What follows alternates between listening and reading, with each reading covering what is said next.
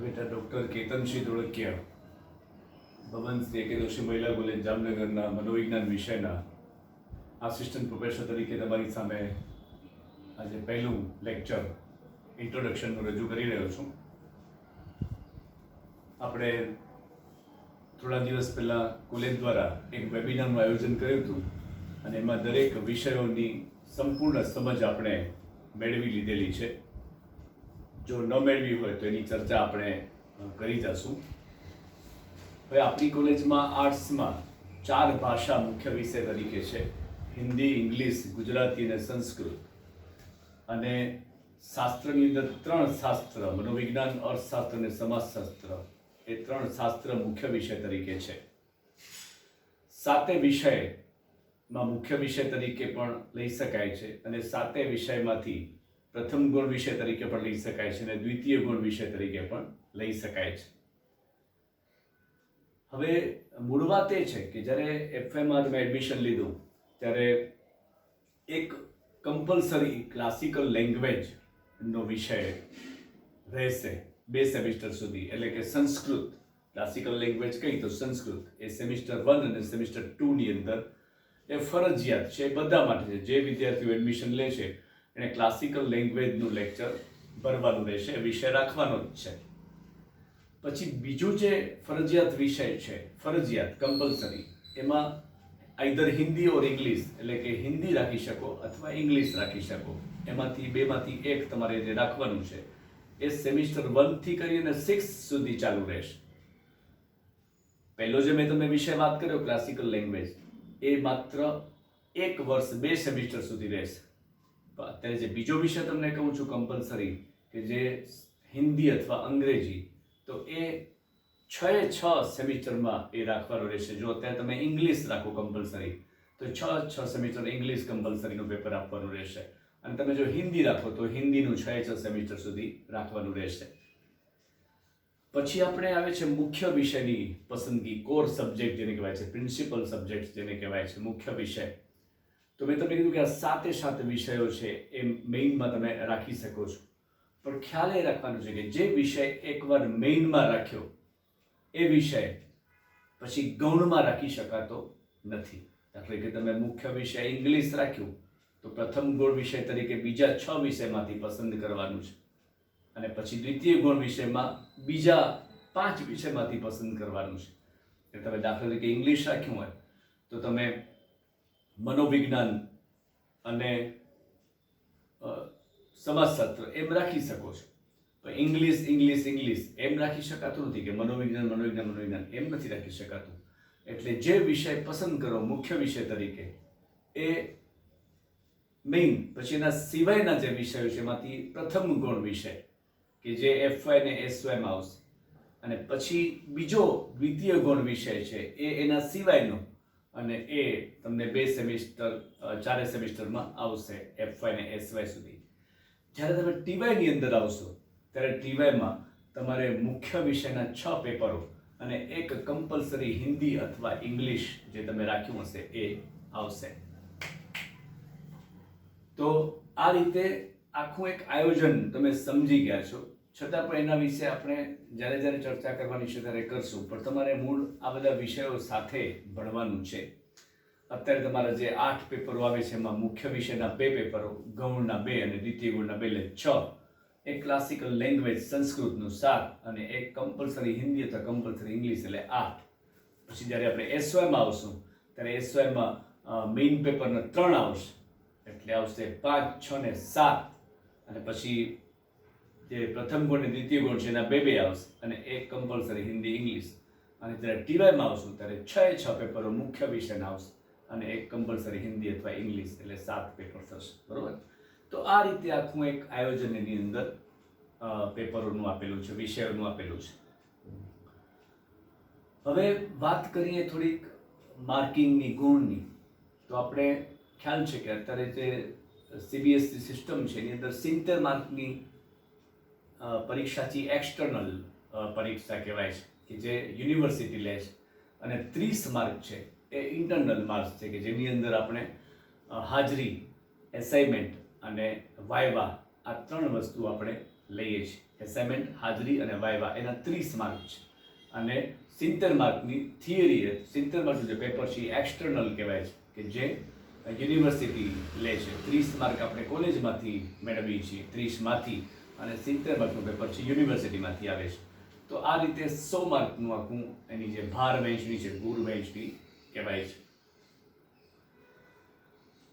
વાત એ છે કે અત્યારે આપણે જે મુખ્ય વિષય લીધો છે, કે ગૌણ વિષય લીધો છે કે દ્વિતીય ગૌણ વિષય, તો એની અંદર દાખલા તરીકે મેં મનોવિજ્ઞાન લીધું, તો મનોવિજ્ઞાન છે એનો મુખ્ય વિષયનું જે પેપર 1 અને 2 છે એ જ ગૌણમાં 1 અને 2 છે, અને એ જ દ્વિતીય ગૌણમાં 1 અને 2 છે. એટલે ચોપડી એક જ ભણવાની છે, બુક એક જ ભણવાની છે. મુખ્ય વિષય મનોવિજ્ઞાન લીધું હોય તો પેપર 1 છે એ મનોવિજ્ઞાનની મૂળભૂત પ્રક્રિયાઓ ભાગ 1 એ મુખ્ય વિષયવાળા પણ ભણશે, અને પ્રથમ ગુણવાળા પણ ભણશે, અને દ્વિતીય ગુણવાળા પણ ભણશે, અને એના ક્લાસ છે સતત ભેગા જ હશે. એવું નથી કે ગૌણનો અલગ અને મુખ્યનો અલગ, પેપર અલગ અલગ નીકળશે. એક જ ચોપડીમાંથી પેપર છે એ અલગ નીકળશે. મુખ્ય વિષયનું પેપર પહેલા નીકળશે, પ્રથમ ગૌણ વિષયનું પેપર બીજું નીકળશે, અને દ્વિતીય ગૌણ વિષયનું પેપર ત્રીજું નીકળશે. એટલે પેપરો છે એ અલગ અલગ રહેશે, પણ જે બુક્સ છે અથવા એના જે લેક્ચર છે ઓનલાઈન અથવા ઓફલાઈન એ સાથે જ લેવાશે, એમાં કાંઈ ફેર પડશે નહીં. દ્વિતીય પેપર, જે બીજું પેપર છે મનોવિજ્ઞાનનું, એ છે બાળ મનોવિજ્ઞાન 1. તો બાળ મનોવિજ્ઞાન છે એ પેપર મુખ્ય વિષયમાં પણ 2 છે, અને પ્રથમ ગૌણમાં પણ 2 છે, અને દ્વિતીય ગૌણમાં પણ 2 છે. એટલે આ રીતે જે મુખ્ય વિષયના પેપરો છે એ જ પ્રથમ ગૌણના છે ને એ જ દ્વિતીય ગૌણના છે, એ જ બુક્સ છે. માત્ર એના જે પ્રશ્નો છે એ આગળ પાછળ નીકળી શકે અથવા તો પ્રશ્નો ચેન્જ થઈ શકે, પણ ચોપડી બુક છે એ એક જ રહેશે. બરોબર છે? આ એક તમને મગજમાં ખ્યાલ આવી જવો જોઈએ. ક્લાસિકલ લેંગ્વેજ છે એ બધાને 2 સેમિસ્ટર સુધી, લે વર્ષ આખું જ્યાં સુધી ભણી ત્યાં સુધી સંસ્કૃત એ ફરજિયાત છે. એ ક્લાસિકલ લેંગ્વેજ છે એ બધાએ રાખવાની જ છે. જે દાખલ થયું એને એ પરીક્ષા આપવી પડશે. તમે એમ મારે સંસ્કૃત નહીં રખાય, તો સંસ્કૃત રાખવાનું નથી, એ છે જ, ફરજિયાત જ છે. એ કમ્પલસરી ક્લાસિકલ લેંગ્વેજ એ FY સુધી રહેશે, SYમાં એ નીકળી જશે. એટલે આ બહુ એક ક્લિયર કટ વાત આપણે કરી ગયા. મેં તમને વાત કરી કે મનોવિજ્ઞાન વિભાગની અંદર અમે 2 અધ્યાપક અત્યારે કાર્યરત છીએ. એમાં ડૉક્ટર PR રાજાણી સાહેબ, જે અધ્યક્ષ છે મનોવિજ્ઞાનના, હેડ ઓફ ડિપાર્ટમેન્ટ, અને myself doctor Ketansinh Dholakia, એ આસિસ્ટન્ટ પ્રોફેસર તરીકે અહીંયા ફરજ બજાવી છે. તો 2 વિષયની ચર્ચા આપણે વારાફરતી બંને સર પાસેથી કરવાના છીએ. એમાં સૌથી જે પહેલું પેપર છે, ફર્સ્ટ પેપર, કે જે હું લેવાનો છું, એ પેપરનું નામ હું લખું છું અહીંયા બોર્ડ ઉપર, કે મનોવિજ્ઞાનની મૂળભૂત પ્રક્રિયાઓ. મનોવિજ્ઞાનની મૂળભૂત પ્રક્રિયાઓ.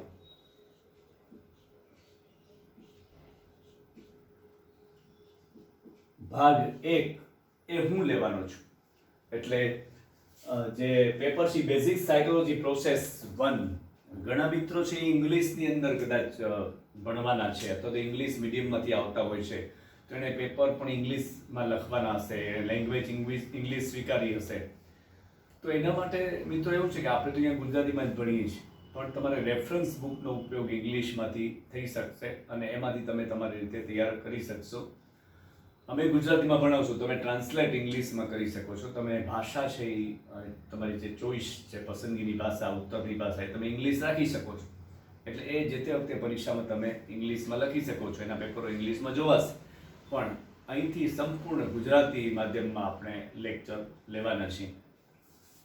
બીજું જે પેપર છે, પેપર નંબર 1 હતું, એ મુખ્ય માટે પણ એ જ છે, પ્રથમ ગુણ માટે પણ એ જ છે, અને દ્વિતીય ગુણ માટે પણ એ જ છે. પછી છે પેપર નંબર 2, તે બાળ મનોવિજ્ઞાન. બાળ મનોવિજ્ઞાન છે ભાગ 1, ચાઇલ્ડ સાયકોલોજી, અથવા તો બાળ વિકાસનું મનોવિજ્ઞાન પણ કહી શકાય. તો એ ભાગ જે 1 છે એ પેપર નંબર 2 છે. તો એ ડૉક્ટર રાજાણી સર લેવાના છે. તો આ રીતે 2 પેપરની વાત આપણે અહીંયા કરી ગયા છીએ. બંને પેપર ભણવાના છે, અને બંને પેપર પાછા જે સેકન્ડ સેમિસ્ટર આવશે એમાં ભાગ 2 આવશે. મનોવિજ્ઞાનની મૂળભૂત પ્રક્રિયાઓ ભાગ 2 એ ત્રીજું પેપર આવશે અને બાળ મનોવિજ્ઞાન ભાગ 2 એ ચોથું પેપર આવશે. એટલે સેમિસ્ટર 1 અને 2 ની અંદર આ બંને જે ભાગ છે એ એક જ બુકમાંથી છે. એટલે દાખલા તરીકે જે વિદ્યાર્થીઓ ઇંગ્લિશમાં છે એ જનરલ સાયકોલોજી તૈયાર કરે તો એમાંથી આ બંને વસ્તુઓ એને મળી રહે, એક બુકમાંથી મળી રહે. થોડો ઘણો કોર્સ બદલાણો છે એટલે એ પ્રમાણે કદાચ આગળ પાછળ તૈયારી કરવાની રહે રેફરન્સ બુકમાંથી. પણ અહીંયા જે આપણે ચર્ચા કરવાની છીએ એ સંપૂર્ણ ગુજરાતીમાં કરશું. બીજી વાત એ છે કે જે વિદ્યાર્થીઓ મેઇન વિષય તરીકે મનોવિજ્ઞાન રાખવા માંગે છે, અત્યારથી રાખેલો છે, તો એમને ટીવાયની અંદર જે પેપરો આવવાના છે એ 6 પેપર મુખ્ય વિષય મનોવિજ્ઞાન અને 1 હિન્દી અથવા ઇંગ્લિશ. તો એવા વિદ્યાર્થીઓ છે એ ટીવાયની અંદર પ્રેક્ટિકલ વર્ક પણ આવે છે. એક પેપર પ્રેક્ટિકલનું છે, એક્સપેરિમેન્ટ સાયકોલોજી, એમાં પ્રેક્ટિકલ કરવાનો હોય છે. તો એનું ડિટેલ પણ રેફરન્સ પણ ઇંગ્લિશમાં એણે તૈયાર કરવું પડશે. એની જર્નલ છે ઇંગ્લિશમાં એણે તૈયાર કરવી પડશે. એ જે તે વખતની વાત છે, પણ અત્યારથી તમને એક ભૂમિકા બાંધી દઈ કે આપણે ટીવાયની અંદર પણ આવી રીતે એક પ્રેક્ટિકલ વર્ક પણ હશે. તો જે વિદ્યાર્થીઓ ઇંગ્લિશમાં જ કરવા માંગતા હોય તેણે બધી આ તૈયારી રાખવી પડશે. આપણે જ્યારે ક્લાસ શરૂ કરશું ઓફલાઈન ત્યારે તો જે ટાઈમ ટેબલ હશે એ હશે, પણ અત્યારે લગભગ અડધો કલાકનું એક લેક્ચર જુદા જુદા વિષયના ઇન્ટ્રોડક્શનની રીતે અને જુદા જુદા વિષય પ્રમાણે આપવાનું રહેશે, આપતા રહેશું. એટલે તમને એનો ટાઈમ છે, આગળથી એનો શેડ્યુલ છે એ મળી જશે કે કાલે મિટિંગ આ ટાઈમ રહેશે કે આ ટાઈમે લેક્ચર છે. એ દરેક પેપરનું દરેક જે તે અધ્યાપક છે એ ડિલિવર કરશે, એ મિટિંગની અંદર તમને જોઈન કરશે. અડધો કલાકની અંદર આ બધી લેક્ચરની વિગતો આવી જશે. અને આમ તો એવું હોય છે કે એક પેપર 3 દિવસ હોય છે, બીજું પેપર બીજા 3 દિવસ હોય છે. એટલે એવી રીતે જે ટાઈમ ટેબલ હશે એ પ્રમાણે તમને જાણ કરતું રહેવામાં આવશે અને જાણ થતી જશે. હવે આપણે જ્યારે મારું પેપર છે મનોવિજ્ઞાન મૂળભૂત પ્રક્રિયાઓ ભાગ 1 એની શરૂઆત કરીએ તે પહેલાં આપણે થોડી એક ચર્ચા કરી લઈએ. તો મનોવિજ્ઞાન વિષય છે એ બહુ પ્રચલિત વિષય છે. વ્યવહારમાં દરેક ક્ષણે દરેક પળે આપણે મનોવિજ્ઞાનની સાથે જ રહીએ છીએ. કદાચ વિદ્યાર્થીઓ 11-12માં મનોવિજ્ઞાન રાખ્યું હશે તો એ મનોવિજ્ઞાન વિશે જાણતા પણ હશે. પણ જે વિદ્યાર્થીઓ મનોવિજ્ઞાન નથી રાખ્યું 11-12માં અથવા નથી રાખી શક્યા એ પણ નવી આ એક વાતને જાણવાનો પ્રયત્ન કરશે તો મજા આવશે. બહુ ઇન્ટરેસ્ટિંગ સબ્જેક્ટ છે, બહુ ઇમ્પોર્ટન્ટ સબ્જેક્ટ છે અને જીવનની અંદર પડે ને પડે મનોવિજ્ઞાનનો આપણે વ્યવહારમાં ઉપયોગ સતત કરતા રહીએ છીએ અને એક જાતનું એડજસ્ટમેન્ટ આપણે કરતા શીખીએ છીએ મનોવિજ્ઞાનને કારણે. અત્યારે આપણે જો ઓનલાઈન ભણશું તો એક જાતનું એડજસ્ટમેન્ટ છે. આપણે ઓફલાઈન નથી ભણી શકતા તો આપણે આવી રીતે ઓનલાઈન ભણવાનો પ્રયત્ન કરશું. તો એક એડજસ્ટમેન્ટ, સમાયોજન છે. તો એ મનોવિજ્ઞાનનો જ એક ભાગ છે. એટલે કોઈ પણ ચિંતા વગર જ્યારે મનોવિજ્ઞાનના વિદ્યાર્થીઓ ભણતા હોય ત્યારે ચિંતાનો પ્રશ્ન આવે જ નહીં કે મનોવિજ્ઞાનને મનની વાત ઉપરથી આખી વાત આવશે. એટલે આપણે જે તે સમયની ચર્ચા કરવાના છીએ. તો આપણે ઇન્ટ્રોડક્શન અહીંયા પૂરું કરીએ છીએ અને હું એનો કોર્સ છે એ તમને વારાફરતી લખાવતો જાઉં છું યુનિટ વાઇઝ. તમે લખતા રહેશો એટલે તમને કોર્સની ખબર પડે. એ પ્રમાણે તમે ચોપડીઓ કે બુક્સ રિફર કરવા માટે લઈ શકો. જ્યારે તમારો લાઇબ્રેરી કાર્ડ અને આઈ કાર્ડ આવી જશે પછી તમને મેસેજ આવશે કે હવે તમે બુક્સ લઈ શકો છો. ત્યારે તમારે બુક્સ લઈ લેવાની. અને જે વિદ્યાર્થીઓ ઇંગ્લિશ સાથે મનોવિજ્ઞાન કરવાના છે, એટલે ઇંગ્લિશ મીડિયમમાં મનોવિજ્ઞાન રાખવાના છે, તો એ વિદ્યાર્થીઓ રેફરન્સ બુક લાઇબ્રેરીમાંથી લઈ શકે છે. તો આપણે હવે એનું કોર્સનો જે પહેલો ટોપિક છે એ પહેલું યુનિટ છે એ કયું છે એ તમને હું જણાવું છું.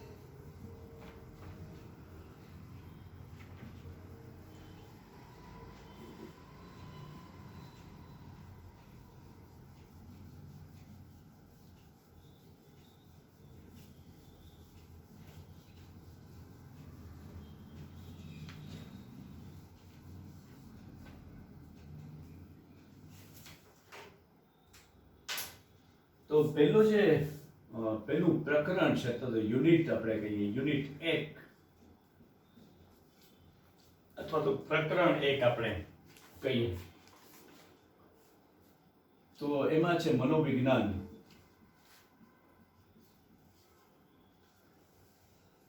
નું ઇન્ટ્રોડક્શન, ભૂમિકા, મનોવિજ્ઞાનની ભૂમિકા છે, ઓળખાણ. મનોવિજ્ઞાન શું કહેવા માંગે છે એના વિશે આપણે પહેલી વાત, પહેલા લેક્ચરની વાત, પહેલા પાઠ જે કહેવાય એની વાત આપણે કરવાના છીએ. એમાં સૌથી પહેલો મુદ્દો છે ઐતિહાસિક પરિચય. મનોવિજ્ઞાનનો ઐતિહાસિક પરિચય. પછી અવૈજ્ઞાનિક અને વૈજ્ઞાનિક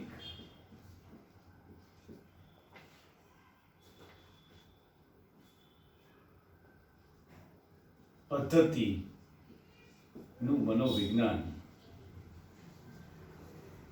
પછી આપણે વાત કરશું પ્રાયોગિક મનોવિજ્ઞાન.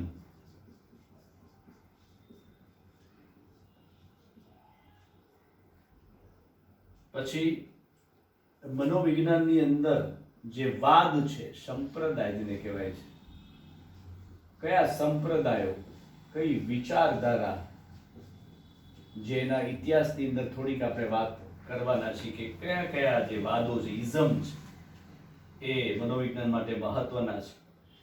તો રચનાવાદ, આ બધું આપણે એસવાય ની અંદર ભણવાના છીએ, જેનું મેઇન હશે એને રચનાવાદ વિશે. કાર્યવાદ, વર્તનવાદ, સમષ્ટિવાદ,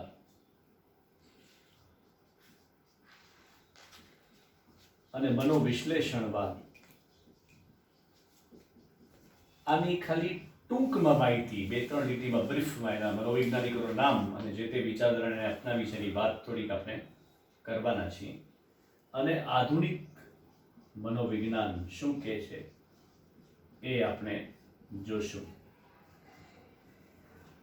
પછી આગળ વધીએ એની અંદર જ, પહેલા ટોપિકની અંદર જ, તો મનોવિજ્ઞાનની જૂની અને નવી વ્યાખ્યાઓ વિગતવાર આપણે સમજવાની છે. મનોવિજ્ઞાન એટલે ઇંગ્લિશમાં એનો શબ્દ છે સાયકોલોજી, PSYCHOLOGY. આપણે આની ચર્ચા કરશું. અહીંયા પી સાયલેન્ટ છે બોલવામાં, સાયકોલોજી એમ બોલીએ છીએ. તો એ શું છે તેની જૂની અને નવી વ્યાખ્યાઓની વાત આપણે કરવાના છીએ. પછી એનું સ્વરૂપ, મનોવિજ્ઞાનનું સ્વરૂપ, કે કેવા પ્રકારનું વિજ્ઞાન છે, તો એ સ્વરૂપની વાત આપણે કરશું. એ વાર્તનિક વિજ્ઞાન છે એ. પછી આપણે એનું કાર્યક્ષેત્ર, કયા કયા મુદ્દાઓ મનોવિજ્ઞાનની અંદર આવે છે એ વાત કરવાના છીએ. પછી મનોવિજ્ઞાનનું ધ્યેય, ગોલ, ધ્યેય અને એનો ઉપયોગ, ક્યાં ક્યાં એનો ઉપયોગ થાય છે, કઈ કઈ શાખાઓની અંદર એનો ઉપયોગ થાય છે એની વાત આપણે કરવાના છીએ. પછી મનોવિજ્ઞાનની કઈ કઈ શાખાઓ અત્યારે મહત્વની છે, તો એક છે ચિકિત્સાત્મક. પછી છે સલાહ મનોવિજ્ઞાન. ચિકિત્સાત્મક એટલે ક્લિનિકલ, સલાહ એટલે કાઉન્સેલિંગ, એક્સપેરિમેન્ટલ એટલે પ્રાયોગિક મનોવિજ્ઞાન. પછી વાત કરીએ ઇન્ડસ્ટ્રીયલ, ઔદ્યોગિક અને એન્જિનિયરિંગ, યંત્ર વિદ્યા મનોવિજ્ઞાન. અને શાળા અને શૈક્ષણિક મનોવિજ્ઞાન.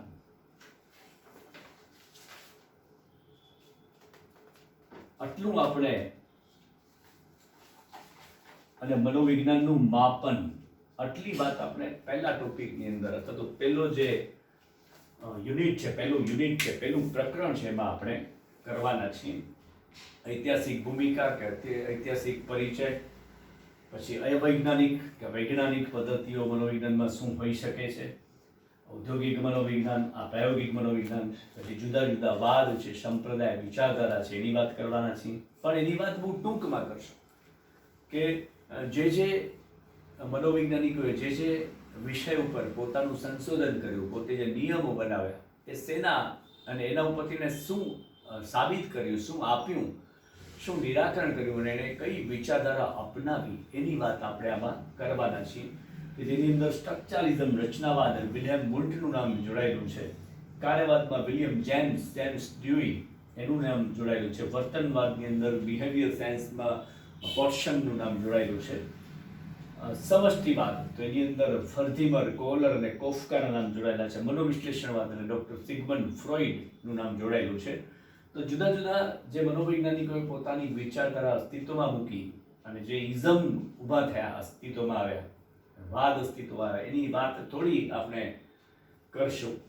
આધુનિક મનોવિજ્ઞાન શું કહે છે અને મનોવિજ્ઞાનની જૂની વ્યાખ્યાઓ કઈ છે અને એ અત્યારે કેમ સ્વીકાર્ય નથી, મનોવિજ્ઞાનની નવી વ્યાખ્યાઓ કઈ છે અને શેના ઉપર આધાર રાખે છે, મનોવિજ્ઞાનનું સ્વરૂપ, કારણ કે વિજ્ઞાન છે, સાયન્સ, સાયકોલોજી સાયન્સ એમ કહેવાય છે, મનોવિજ્ઞાન એ વિજ્ઞાન છે. વિજ્ઞાન હોય ત્યાં બધું એકદમ સચોટ વાસ્તવિક માહિતી હોય, એનું વૈજ્ઞાનિક પદ્ધતિથી અવલોકન હોય, નિરીક્ષણ હોય, તો એ વિજ્ઞાન છે. પુરવાર હોય, પુરવાર કરી શકાય એવી વાતો હોય, એટલે વિજ્ઞાનની વાત. એનું ધ્યેય અને એના ઉપયોગની વાત આપણે કરવાના છીએ. પછી કઈ કઈ શાખાઓ એની અંદર આવેલી છે, કઈ કઈ શાખાઓ છે? ચિકિત્સાત્મક મનોવિજ્ઞાન, સલાહ મનોવિજ્ઞાન, ચિકિત્સાત્મક ક્લિનિકલ સાયકોલોજી, જ્યાં અત્યારે બહુ મનોવિજ્ઞાનના બહુ મહત્વના જે કાર્યકરો છે એ અત્યારે ક્લિનિકલ સાયકોલોજી પર કામ કરે છે. 27% લોકો છે એ ક્લિનિકલ સાયકોલોજી પર કામ કરે છે. સલાહ, કાઉન્સેલિંગ, તો વિવિધ પ્રકારની કાઉન્સેલિંગ, સલાહ આપવાનું કામ છે મનોવૈજ્ઞાનિકો કરે છે. પ્રાયોગિક, એક્સપેરિમેન્ટલ સાયકોલોજી, ઇન્ડસ્ટ્રીયલ એટલે ઔદ્યોગિક એરિયાની અંદર પણ મનોવૈજ્ઞાનિકો કામ કરે છે, લોકો કામ કરે છે. એનો અભ્યાસ માનવ યંત્ર વિજ્ઞાન અત્યારે અસ્તિત્વમાં આવેલું છે. લોકો યંત્ર સાથે કામ કરે છે, એની વાત એ પણ અત્યારે 25% લોકો એની અંદર કામ કરે છે. શાળા અને શૈક્ષણિક મનોવિજ્ઞાન, સ્કૂલ એન્ડ એજ્યુકેશન સાયકોલોજી, તો એ પણ અત્યારે બહુ મહત્વની વાત છે.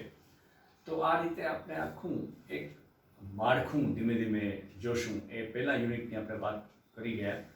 હવે આપણે પાછું નેક્સ્ટ લેક્ચરની અંદર ફરીથી બીજું યુનિટ કયું છે અને એનો કોર્સ શું છે એના વિશે આપણે આગળ વધશું.